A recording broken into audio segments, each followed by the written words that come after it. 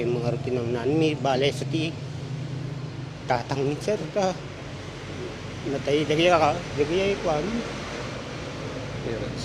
un panaka padan ta sa tinanuan sir. Ano kaya atin sir sir? Bale siyam kami sir.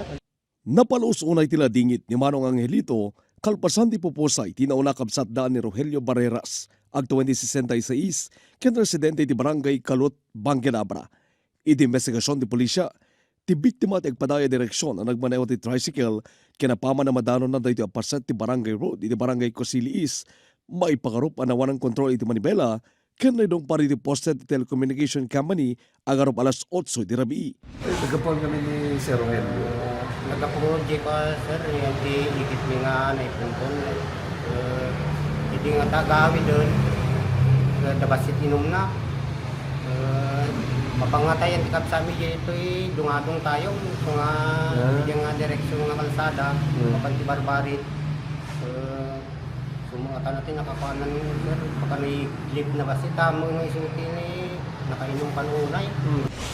Kahit habang tatahakan na ito kahabaan ti Cosilis, dito yung napaspaso na nagpataray at the same time, ada sunat ti influence ti Arak.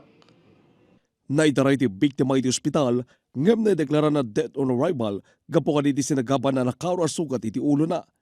Nakla at met ti pamilya na iti pasamak. Dago sa tinurong da iti ospital, ngem saan dan anandanon si bibiyag ti biktima. Naliday sir na nagulpen ni father ko. Ano last mo ko nakasarita so ano? Hindi ko lang mayayin sir, New Year. Tapos to. Nakakadwa kay Bala. Dahito iti damo a biktima pimusay, gapo ti aksidente iti bangged, itaatawen.